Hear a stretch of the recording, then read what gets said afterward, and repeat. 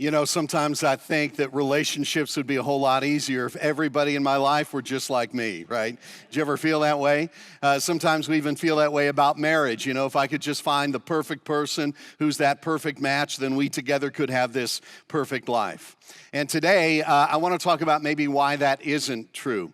This is the third week in this series on relationships. So good to have you with us today, whether you're joining us at one of our campuses or watching online. And around here at Parker Hill, we talk about relationships about once a year, and we do that because relationships simply are just so complicated sometimes and so challenging, especially in this broken world that we live in today. And relationships, as you probably discovered, can be the source of the greatest joy in our lives, and they can also be the source of the greatest heartache in our lives. In fact, I've been reminded of that in the last couple of weeks because we've gotten more email responses to this series of messages than any series we've ever done before in my memory, which is a good reminder to me that this is something we all struggle with. It's something that we all have a lot of questions about, myself included. So if you missed either of the first 2 weeks, you can go online, catch up with those first two messages, or you can download the Parker Hill app and you can watch them there. But this is week number 3 in this series, and today as we continue this series, I want to talk about focus. I want to talk about focus because I think so much of the pain that we experience in relationships, if we could trace it all the way back, I think so much of the pain that we experience in relationships comes from the wrong focus. And I think that's especially true in our culture today when it comes to marriage and dating. I think so many times our focus is just on the wrong things. Like we focus so much on falling in love that we're totally unprepared for and uneducated about what it takes to stay in love.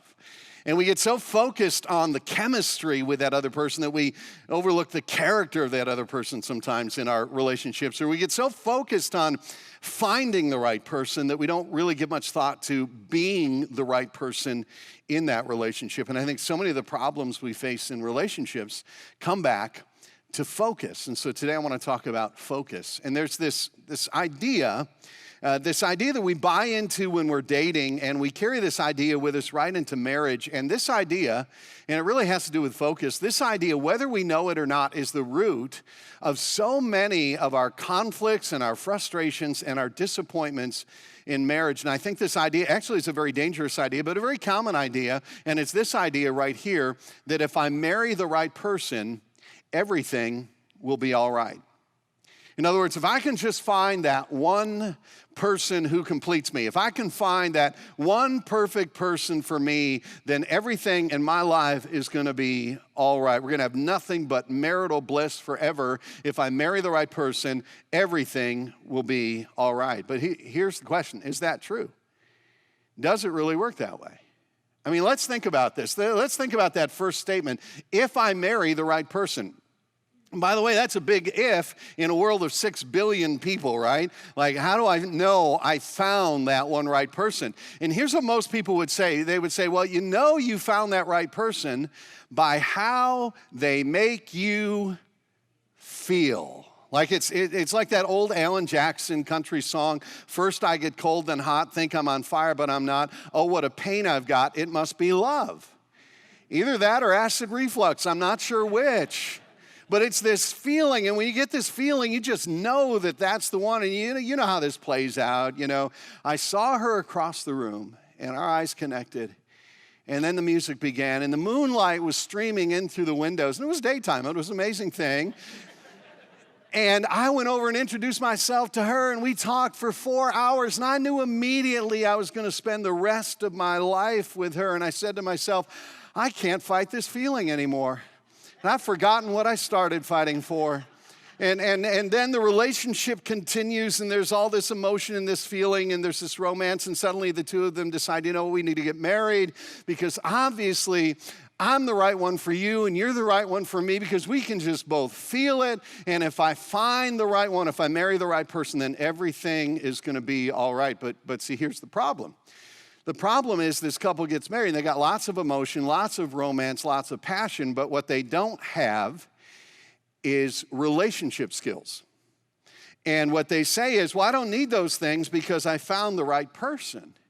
See, I don't need to know how to deal with conflict because I found the right person. We're never going to have any conflict.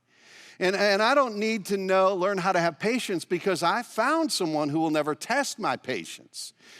Yeah, the married people are all laughing at that right now. Like, I don't need to work on my communication skills because we just know what each other think all the time. We complete each other's sentences. I mean, I found the right person, so everything is going to be all right. And then those two people get married.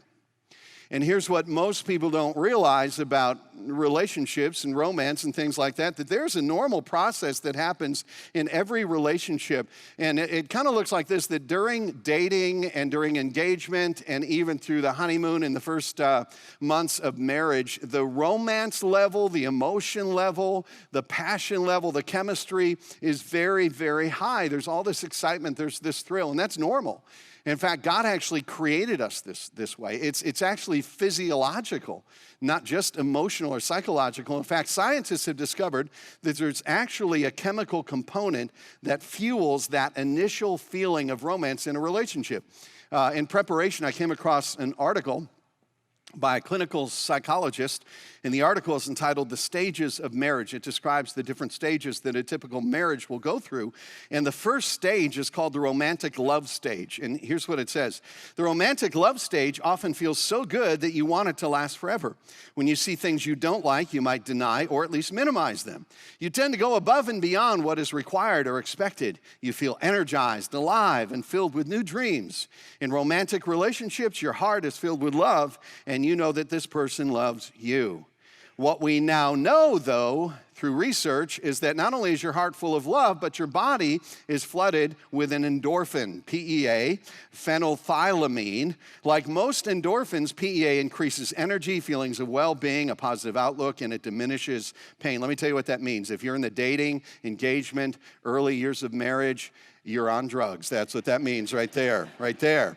And all the research, all the studies show that those initial feelings of romance, they last about 18 to 36 months at best, and then the relationship settles into something more typical. So what happens to this young couple? They get married. I found the right person. I can feel it. We're in love. They get married, then they get jobs, then they have kids, and then months go by, and the romance starts to fade a little bit, and the thrill is kind of gone, and the song they're singing switches. You've lost that love and feeling now. And here's what they think. I must have married the wrong person. Because if I married the right person, then everything would be all right. And so what happens is they give up, and they stop working, and they stop trying, and they stop investing in the relationship because they think, what's the use? Because I probably married the wrong person anyway. Or one of them says, you know what I need to do to fix this? I need to get out of this marriage because obviously this was not the right person for me, and I need to go out there and I need to find that mystical right person. You see, this idea right here, if you buy into this idea, it can create all kinds of frustration and all kinds of discontentment and all kinds of unhappiness in the marriage. And some of you know what I'm talking about because here's what you think. You're hearing this message and you're thinking, yeah, that describes me. I married the wrong person. Let me tell you something. The problem isn't that you married the wrong person. The problem is that you married a person. And that person married a person. An imperfect, flawed human being, what the Bible would call a sinner. In fact, you may remember what I said the first week in this series, that there are no married people issues. There are only people issues that get worse in marriage. And so we get married and we bring all of our problems with us, and then they get revealed and a spotlight gets shown on them in marriage. And so if you buy into this idea, if I find the right person, everything will be all right. Listen, it doesn't matter who you marry. I hate to break the news to you, but no matter who you marry, not everything is going to be all right, okay? So let me flip this idea around and give you something to think about. So if you remember nothing else when you leave here today, I hope you'll remember this. Instead of trying to find the right person, become the right person. You know, it's important to find the right person. It's important to find somebody you're compatible with. Don't just marry anybody out there. I'm not saying that. But instead of just focusing on that, in the process, also become the right person so that when you're in a relationship, you have something to give to that relationship that will make it healthy. Instead of trying to find the right person, become the right person. Now, as we talk about this idea, as we unpack this idea, I want to draw your attention to the words of Jesus in Matthew chapter 6 and Matthew chapter 7. So you can turn there in your Bible or bring that up on your Parker Hill app if you want to. There's also a connection card that you received when you came in and a place to take some notes there if you want to do that. That'll help you remember some things. But these verses, these words that I'm about to read, they come from a part of the Bible that in church world has been known for centuries as the Sermon on the Mount. This is the most famous sermon, the most famous teaching that Jesus ever gave. And these words that I'm about to read have literally impacted the hearts of millions and millions of people over the last 2,000 years. And you may be familiar with the words that we're about to read, but this time I'd like you to look at these words through the lens of relationships, of dating and marriage and romance and those things, because I think these words apply very, very well. So here's what Jesus said, beginning in verse 31. So he said, "So do not worry, saying, what shall we eat, or what shall we drink, or what shall we wear?" And in the context of this message, let me add, who shall I date, or who shall I marry? For the pagans run after all these things, and your heavenly Father knows that you need them. But in contrast to that, seek first his kingdom and his righteousness, and all these things will be given to you as well. In other words, God says, listen, when you align your heart with my heart, when you align your plans with my plans, you seek my kingdom first, then I'm going to provide for you in ways that the world knows nothing of. And he says, therefore, do not worry about tomorrow, for tomorrow will worry about itself. Each day has enough trouble of its own. And that's the end of chapter 6. I'm going to keep reading here into chapter 7, but before I do that, let me point out that when Matthew wrote these words down that Jesus had spoken in the first century, Matthew didn't put in the chapter and verse markers, okay? We put those in hundreds of years later because it helps us find stuff in the Bible. And so this is just all part of one message, one sermon that Jesus gave. So he's just continuing to talk here, you know, and his tone, it changes a little bit. He uses now words not of comfort, but of challenge, and words of conviction. And here's what he says, Matthew chapter 7, verse 1, the favorite verse right here, most Americans, do not judge, or you too will be judged. For in the same way you judge others, you will be judged, and with the measure you use, it will be measured to you. Why do you look at the speck of sawdust in your brother's eye, or your wife's eye, your husband's eye, your kid's eye, and pay no attention to the plank in your own eye? How can you say to your brother, let me take the speck out of your eye, when all the time there's a plank in your own eye? And let me just stop and point out something here. I mean, think about this. If you want to see a speck in somebody else's eye, where do you have to be in proximity to them? You got to be up pretty close, right? So you can't see a speck in someone else's eye from a distance. And so if I notice a speck in your eye, that means that you and I are pretty close. And I would suggest to you that when Jesus gave this teaching, he wasn't talking about the way that we relate to strangers or even the way that the church relates to its culture around it. I think he was talking about the way that we interact with the people who are closest to us. And here's how he finishes here in verse 5. He says, you hypocrite, first take the plank out of your own eye, and then you will see clearly to remove the speck from your husband's, wife's, kid's eye, okay?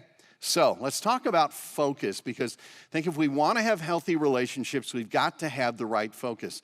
I want to give you 3 questions that are kind of a self-assessment about where your focus is. The first 2 questions are primarily for those of you who are single, not exclusively, but primarily for those of you who are single. The third question is primarily for those of us who are married. Okay, so let's jump in. Here's the first question. Am I focused on finding someone or becoming someone? Now, let me say this. If you're single, it's good to be focused on finding someone. That's great. In fact, we talked last week all about the best way to go about finding someone. And so that's good. But here's my point. In the process of finding someone, we can never lose sight of the fact that God cares far more about the somebody we are becoming than the somebody that we are finding.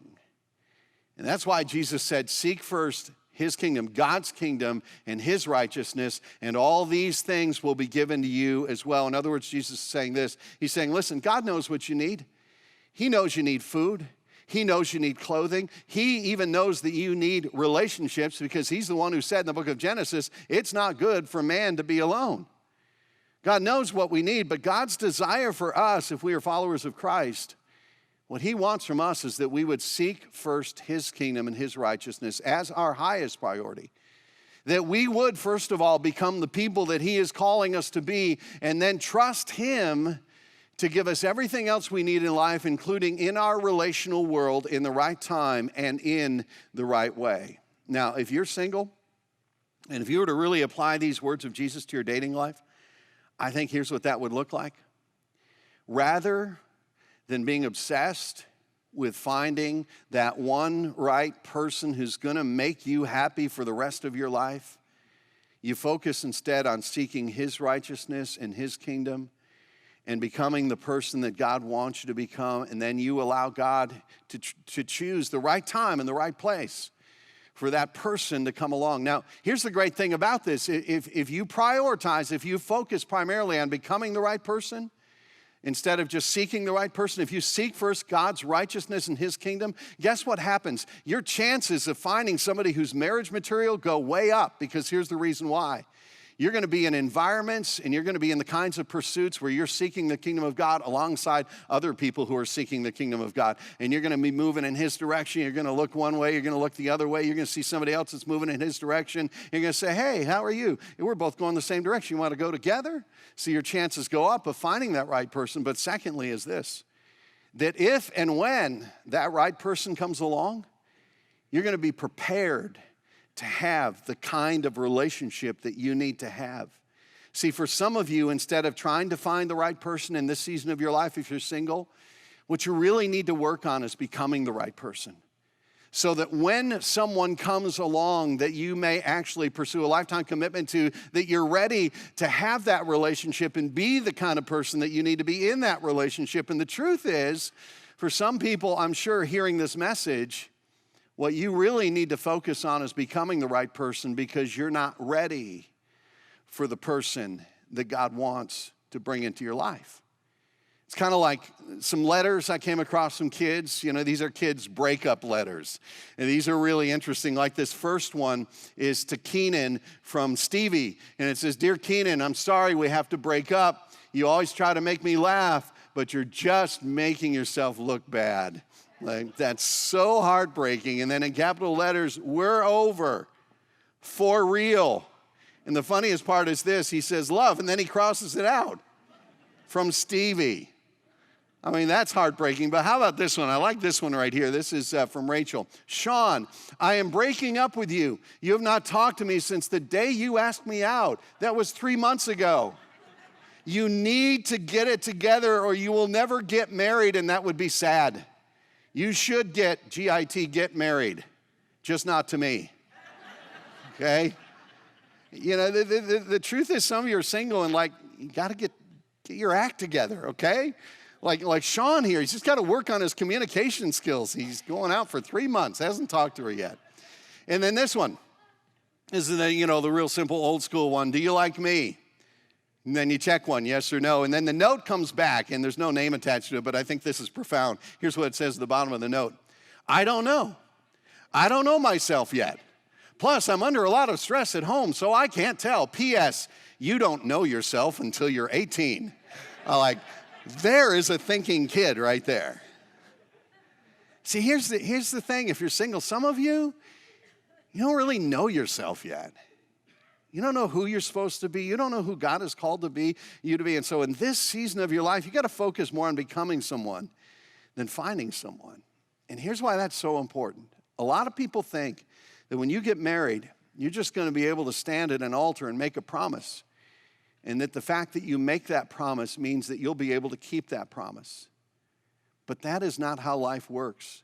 There is no realm in human existence where just making a promise means that you have necessarily the ability to keep that promise. And if you've ever run a marathon, you know that. In fact, on every campus, raise of hands, how many of you have ever run a marathon or a half marathon? Put your hand up. Would you do that? Don't be bashful. I see the sticker on your car, 26.2, 13.1. Be proud. Okay, there's probably a few. Yeah, I admire you. I really don't envy you, but I admire you. But listen. It's one thing to sign up for a race and to promise to run the race, but if you don't prepare for the race, you'll probably never finish the race. Like I could sign up for a marathon and I could promise you that I'm going to run that marathon, but if I don't prepare for that marathon, I'm going to get 2 miles into it and I'm going to be done. I'm going to be like, where's the Krispy Kremes, you know? Because a promise is one thing. Preparation is something else. So if you're single, seek first his kingdom and his righteousness. Focus on becoming someone, not just finding someone, so that when you find someone, you will be the someone that you need to be in that relationship because you've been preparing for it. So here's the first question. Am I focused on finding someone or becoming someone? And let me phrase it a little bit differently, not original with me, but I like this. Am I the kind of person the person I'm looking for is looking for? Am I the kind of person the person I'm looking for is looking for? Like when I find that person, am I going to be the person that they need? So am I focused on finding someone or becoming someone? Here's the second question. It's all about focus. Am I focused on today or tomorrow? Again, primarily for single people here, but it applies to all of us. Jesus says here at the end of chapter 6, he says, therefore, do not worry about tomorrow, for tomorrow will worry about itself. Each day has enough trouble of its own. In other words, Jesus is saying this, listen, don't live in tomorrow to the point where it steals your joy from today. And I love what Corrie ten Boom said. Corrie ten Boom was arrested and sent to a Nazi concentration camp because she had been harboring Jews and hiding them in her home. And she was arrested for that. She went to a concentration camp and she did not know from one day to the next whether she was going to live or die. And here's what she said. She said, worry does not empty tomorrow of its sorrow. It empties today of its strength. She said, listen, don't let the worries of tomorrow steal the joy of today. But I think it's equally important that we do this, that we don't let the anticipated joys of tomorrow steal the opportunities of today. Because listen, tomorrow is a great place to a vacation in your mind because you can imagine it any way you want to. And sometimes you can escape from the struggles of today by living so much in tomorrow. And we all love tomorrow, right? There's like a song about it. Tomorrow, right? Tomorrow, I love you. Tomorrow, you're only a day away. Like, nobody writes songs about today, right? Today doesn't even sound good, doesn't even have good cadence. Like, today, I hate you, today, I hope you'll just go away. But tomorrow, you know, we all love tomorrow. And don't get me wrong, I'm not against planning, I'm not against goals, I'm not against having dreams because those things inspire you to keep moving forward. But here's the problem. You can be so focused on what might happen tomorrow that you miss the opportunities of today. Here's what that sounds like. Someday, I'm going to be married. And I can't wait for that. And you get married. Someday, we're going to have kids. Looking forward to that. Someday, these kids will be out of this house, and looking forward to that. Someday these college bills will be over and these kids will start supporting themselves. I'm looking forward to that. Someday we're going to have grandkids. I can't wait for those grandkids. Someday I'm going to retire. Can't wait for that. See, here's the thing. You can live so much in tomorrow that you miss the opportunities of today. Now, if you're single, let me apply this specifically to you. Don't be so focused on what might happen someday that you miss the opportunities that you have today and you won't have then. I love what the Apostle Paul writes about this. Paul wrote like 23 books in the New Testament. He was single, just like Jesus was. By the way, if you're a Christian, you follow a 33-year-old single man. But Paul, I love his perspective, and here's what he writes in this letter to the Corinthians. He says, when you're unmarried, you're free to concentrate on simply pleasing the master. Marriage involves you in all the nuts and bolts of domestic life and in wanting to please your spouse, leading to so many more demands on your attention. The time and energy that married people spend on caring for and nurturing each other, the unmarried can spend in becoming whole and holy instruments of God. Here's my point if you're single. Don't waste your season of singleness. This is a time when you can make a difference in this world, and this is a time when you can serve other people in a way that those who are committed to a family may not be able to. And I'll tell you this, around here at Parker Hill, that some of the most faithful people we have, some of our most committed crew members, some of the people who really move this ministry forward, are people who've just decided, you know what, in this season of my life, as a single adult, when I've got the freedom and I've got the flexibility, I'm going to invest in something eternal. Okay? So the second question, am I focused on today or tomorrow? Okay, one more question about focus, and this last question is primarily, not exclusively, but primarily for those of us who are married. And the third question is this, am I focused on changing them or changing me? Here's what I mean by that. If you step into marriage believing that myth that says, if I marry the right person, everything will be all right, here's what happens a few years down the road when everything isn't all right anymore. Here's what you can be tempted to think. You can say this to yourself. You know, the reason things aren't all right in this marriage is because of him, because of her. And see, things would be all right in this marriage if they would just be right. And it's because they're not right that things aren't all right. It's, his fault, it's her fault. And so if I'm going to make things all right again in my marriage, then I got to make him right. I got to fix him. I got to change her. That never goes well. When you try to fix somebody else in a relationship, when you try to orchestrate and manipulate and you try to get them to be the people that you think you need them to be to make everything all right in the relationship again, it just doesn't go well. In fact, Jesus warns us about that. He says, do not judge or you too will be judged. Remember, I think he's talking here about close relationships. Do not judge or you too will be judged. For in the same way you judge others, you will be judged. And with the measure you use, it will be measured to you. In other words, whenever we become harsh and critical and judgmental toward other people, it doesn't make them want to change. In fact, whenever we become harsh, critical, and judgmental toward other people, do you know what it makes them want to do? Be harsh, critical, and judgmental toward us. And Jesus said, listen, with the measure you use, it'll be measured to you. And so if you use a big measure in your marriage of anger and sarcasm and criticism, that will get measured back to you in some way, shape, or form. It just doesn't go well. It's kind of like this older couple, and after years of marriage, this guy said to his wife, whenever I get mad at you, you never seem to get upset. How do you manage to control your temper? And she said, I just go and clean the toilet. And he says, how does that help? And here's what she said. I use your toothbrush. I use your toothbrush.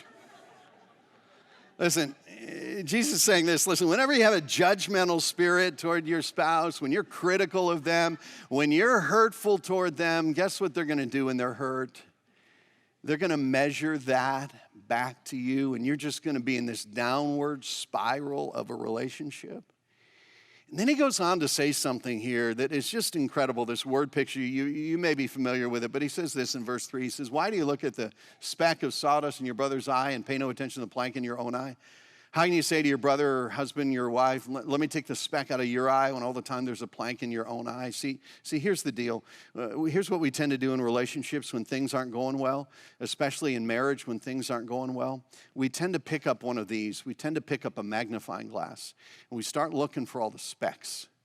We zero in on all the things that person has done wrong, the ways they have hurt me, the ways they have failed, the ways they have not measured up. And listen, if you want to have the right focus in a marriage relationship, you got to put this down and you got to pick this up.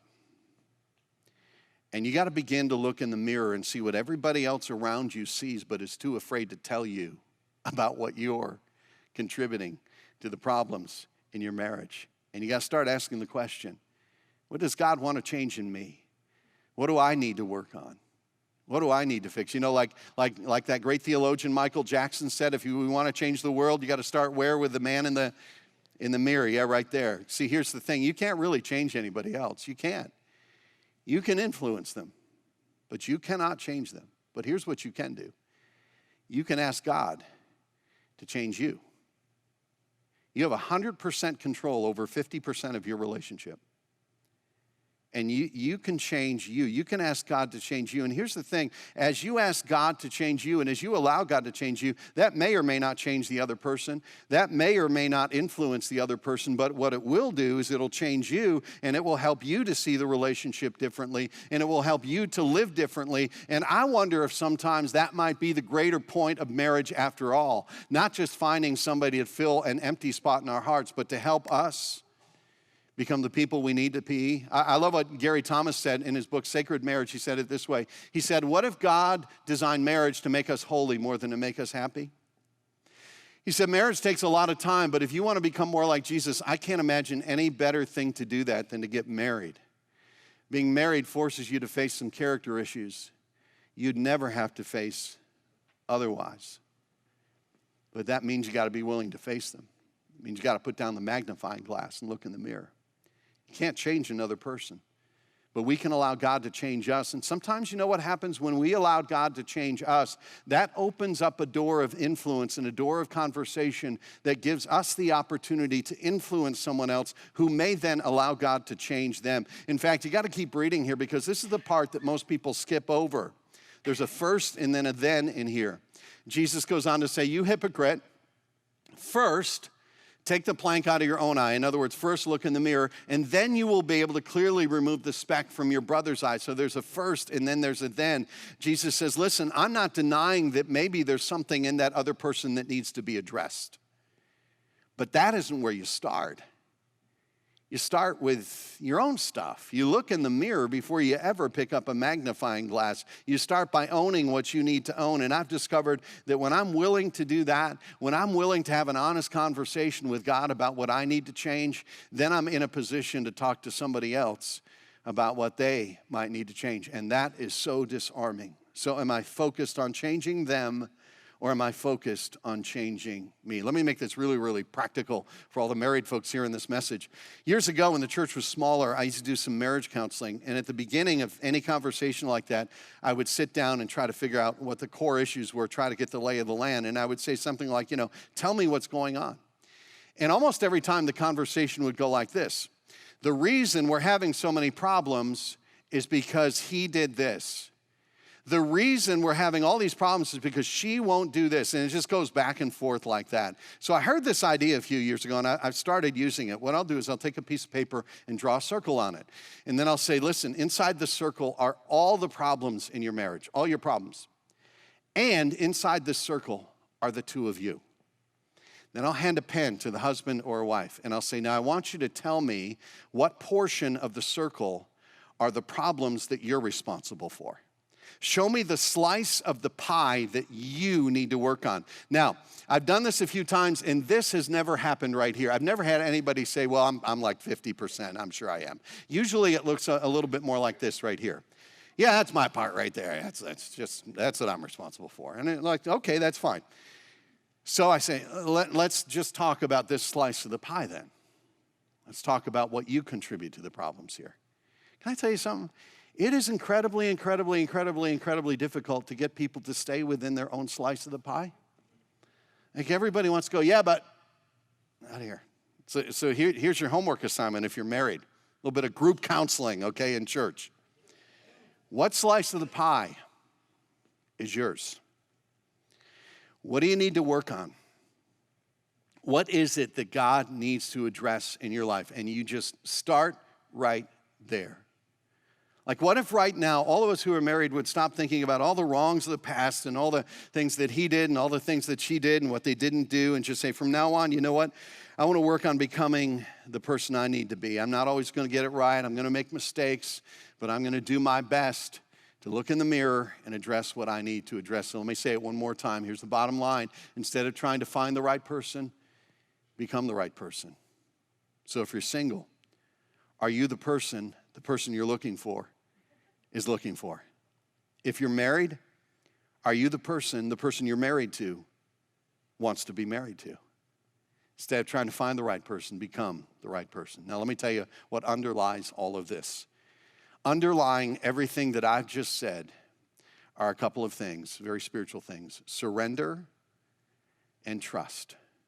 Surrendering to God and trusting in Him. And here's what that looks like. If you're single, you may need to surrender your idea of the future. In fact, you may need to surrender a relationship that you're in right now that you just know is not the right relationship for you. And you got to surrender that and say, God, I'm just going to trust you. I'm going to seek your kingdom and your righteousness first of all, and then trust you to give me what I need. If you're married, having some struggles in your marriage, maybe right now, everything within you wants to either give up or get out. And surrender for you means that you surrender all the broken pieces of that relationship and all the broken pieces of your heart, and you just trust God with it, and you start with you. And here's what you're going to say: yeah, but Mark, what if they never change? Well, you surrender that expectation too. And you love them, and you begin with yourself, and you trust God with everything else.